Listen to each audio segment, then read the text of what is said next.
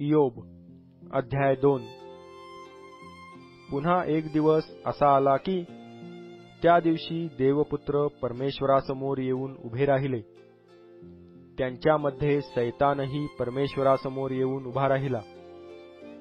परमेश्वर सैतानास म्हणाला, तू आता कोठून आलास?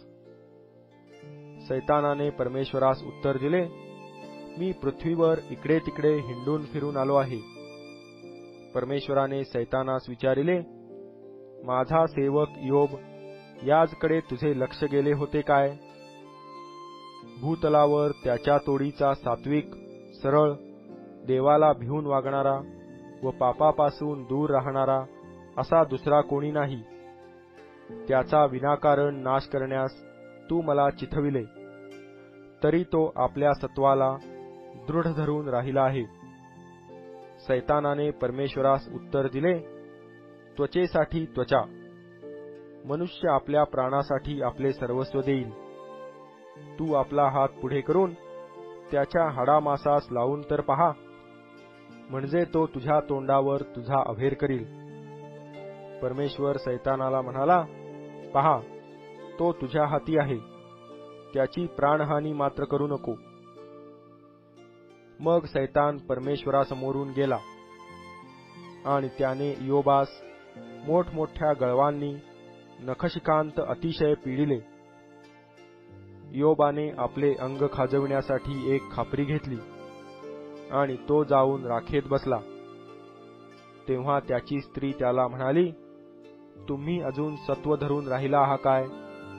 देवाचे नाव सोडून द्या आणि मरून जा. तो तिला म्हणाला, तू धर्महीन स्त्रियांप्रमाणे बोलतेस. देवापासून सुखच घ्यावे आणि दुःख घेऊ नये काय? ह्या सर्व प्रसंगी इयोबाने आपल्या वाचेने काही पाप केले नाही. इयोबाचे तिघे मित्र अलिफज तेमानी, बिल्दद शुही व सोफर नामाथी हे त्याचवर आलेल्या अरिष्टांविषयी ऐकून आपापल्या ठिकाणाहून निघाले. इयोबाकडे आपण मिळून जावे व त्याच्या संकटाबद्दल खेद प्रदर्शित करून त्याचे समाधान करावे असा त्यांनी संकेत केला. त्यांनी इयोबास दुरून न्याहाळून पाहिले, तो त्यास ओळखिता येईना. मग ते मोठ्याने रडले.